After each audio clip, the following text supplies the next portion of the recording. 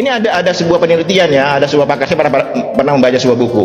Dulu orang Eropa atau orang Mongol kalau ingin menguasai sebuah kawasan Islam, ingin menjajah gitu, maka datanglah intelijen, mata-mata. Yang diperiksa siapa? Para pemudanya. Dilihat ada pemuda yang nangis. Kenapa kamu nangis? Kalau pemuda itu menjawab, saya semalam lupa tahajud, nangis. Saya semalam lupa baca Quran, nangis. Itu kalau begitu mereka nggak berani menjajah kawasan itu. Kenapa? Iman pemudanya masih tebal. Ya kalau orang sekarang mana ada yang nggak sholat tahajud nangis gitu. Jangankan nggak sholat tahajud, sholat 5 waktu aja biasa aja ditinggalin. Tuh pemudanya. Tapi ketika dia ada orang pemuda yang menangis, kemudian ditanya, kenapa kamu nangis? Saya diputusin pacar. Saat itu baru diserang tuh. Diputusin pacar nangis gitu kan. Itu jemaah sekalian. Jadi kemajuan umat Islam tempo dulu yang telah menguasai dunia lebih dari 7 abad. Kenapa? Karena mereka benar-benar fokus kepada Al-Quran. Konsentrasi mereka itu pada Al-Quran. Nah, orang zaman sekarang, umat Islam ini kebanyakan fokusnya itu hanya menggapai pahala masalahnya. Itu harusnya kita mindset kita ini kita rubah. Ada orang seumur hidup hatam terus gitu. Ini nggak bosan apa hatam mulu? Nggak mau meningkat gitu. Ya bukannya salah baca Quran, bagus baca Quran tuh. Tapi maksud Nabi merangsang umatnya membaca Al-Quran itu agar paham, agar ngerti. Jangan sampai hanya mengejar pahala saja. Itu jemaah sekalian ya. Jadi mindset kita ini terhadap Al-Quran kadang-kadang tidak adil ya. Ini kita baca terus, tapi nggak paham nih. Bahkan ini menjadi ejekan. Saya sering menyampaikan, ini menjadi ejekan tokoh Israel, Yahudi saat ini. Ada sebuah buku judulnya Spiritual Reading. Di situ ada ungkapan, ada perkataan seorang tokoh Israel. Dia berkata, kami saat ini sama sekali tidak takut kepada umat Islam. Nggak takut kami.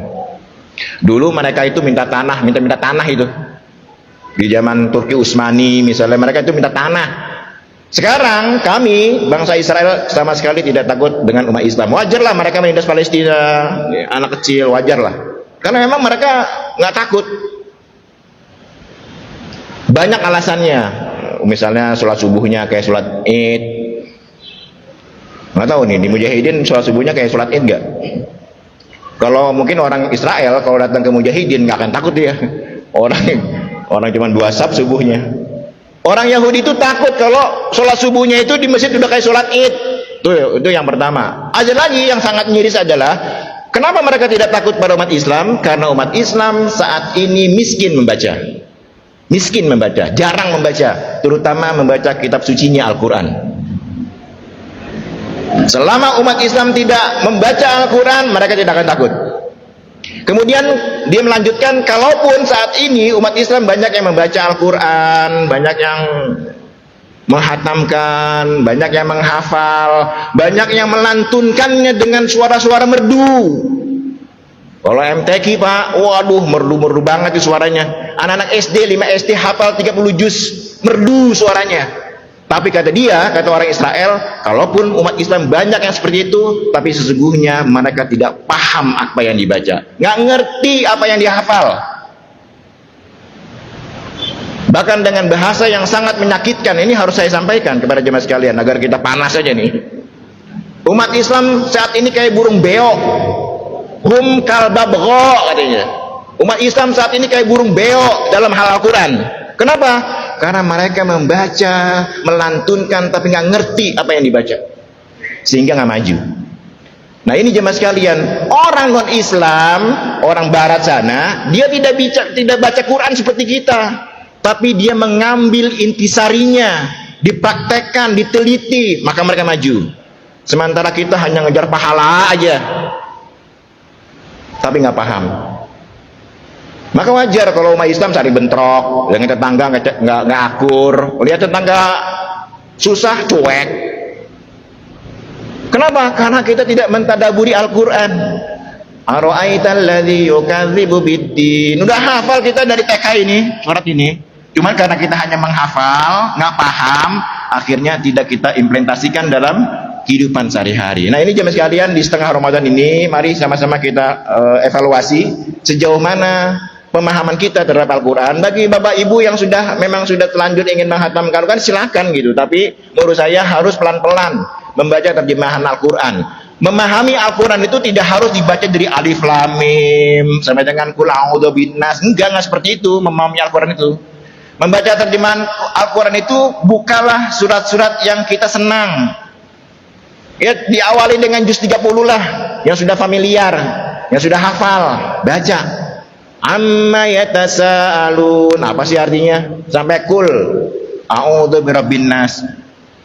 Insyaallah Pak, kalau kita memahami Al-Quran, maka apa pribadi kita akan berubah pasti, karena sesuatu yang berhubungan dengan Al-Quran pasti mulia. Bulan Ramadan, kenapa bulan mulia? Karena di dalamnya diturunkan Al-Quran. Malaikat Jibril, kenapa menjadi pemimpinnya malaikat? Karena kepadanya diturunkan, melalui dialah Al-Quran itu turun kepada Nabi Muhammad. Kenapa Nabi Muhammad menjadi manusia yang paling mulia? Karena diturunkan kepadanya Al-Quran. Gitu. Kenapa malam Lailatul Qadar menjadi bulan yang lebih baik dari 1000 bulan? Karena di dalamnya ada Al-Quran di dalamnya. Nah, orang yang hatinya selalu bergantung pada Al-Quran, maka pasti mulia. Ya, jadi ya mulailah kita minimal kalau kita tidak bisa memahami Al-Quran, minimal mencintai Al-Quran, Pak. Mencintai Al-Quran dulu deh. Ya, kalau nggak baca Quran tuh gimana, sepi kayaknya gitu. Ya, kalau bisa kayak orang pemuda zaman Umar bin Abdul Aziz, nggak baca Quran nangis, lupa saya karena baca Quran. Nah, membangun rasa itu kan sulit. Ya, harus dimulai, ya dipaksalah. Mentadaburi Al-Quran itu harus dipaksa. Ya, semoga jemaah sekalian di sisa syahr Ramadan ini Allah memberikan kesehatan pada kita sehingga kita dapat maksimal menjalankan ibadah di bulan suci Ramadan. Demikian, mohon maaf atas kurangan. Assalamualaikum warahmatullahi wabarakatuh.